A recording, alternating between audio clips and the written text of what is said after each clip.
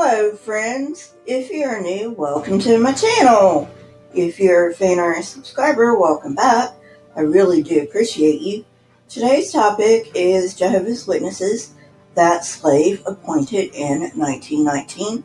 I already did an episode entitled Faithful and Discreet Slave. This will go a little more into it. Let's go.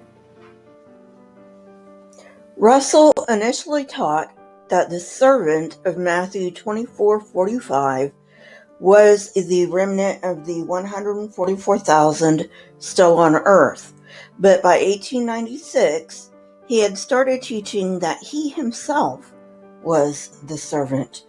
Now, I heard otherwise. I heard his wife said he was the servant, so I'm not really sure. Watchtower currently teaches that Christ starting invisibly as king in 1914, and after inspecting the religious organizations at that time, appointed Tower and its affiliates to be the quote-unquote faithful and discreet slave class. By affiliates, I am talking about the governing body.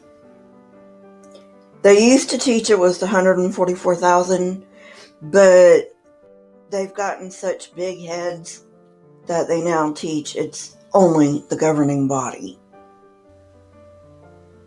Let's take a closer look at what was being taught at the time of this so-called selection.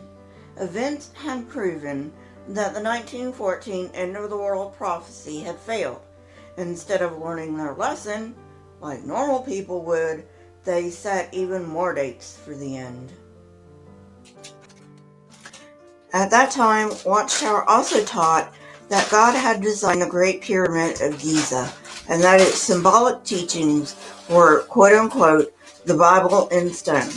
In 1928, Watchtower changed its position, asserting it was, quote-unquote, Satan's Bible, and years later it was called the, quote, monument of demonism, end quote. During World War I, Watchtower called on its membership to pray for victory over Germany, an act that modern Watchtower would label apostate. Interestingly, Russell had earlier refused to let the membership pray for victory. Rutherford released a statement that many members had bought war bonds, at that time considered a matter of conscience. Today, Watchtower would condemn the purchase of war bonds as supporting, quote-unquote, Satan's world. In the Watchtower of May 15, 1917, the Society wrote, quote, suppose city or state officials requiring or even requesting that all persons display the American flag. Everyone in America should take pleasure in displaying the American flag. End quote. Jehovah's Witnesses who have similar attitudes today are either reprimanded or rejected.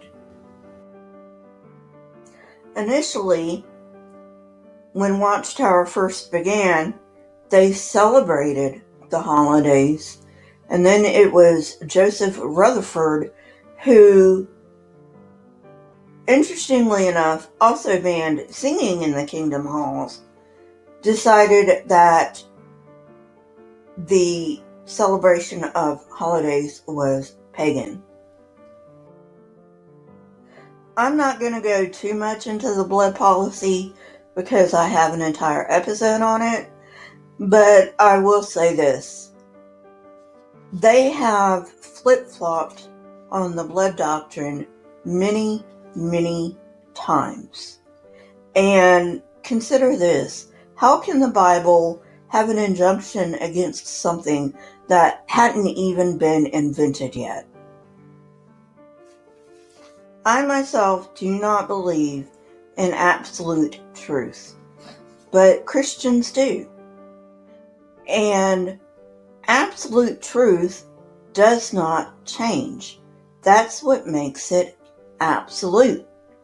And the excuse that the Watchtower gives that their understanding of the truth changes is BS. So, was Watchtower chosen in 1919? It is not my job to give you an answer to that question. That is something you must determine for yourself. However, it would behoove you to keep in mind the points that I have brought up in this video. Well, friends, that's it for today. If you like this kind of content, hit the like button, press the subscribe button, and if you would like to know when I come out with new videos, please press the bell next to the subscribe button. My Twitter, Discord, email, and PayPal links are in the description, along with the source that I used for this episode. If you wish to support this channel, you may do so on my PayPal link. Question everything and never be afraid. Here are a few videos from my library. If you have not watched them yet, go ahead and watch them and tell me what you think. Until next time, friends, goodbye.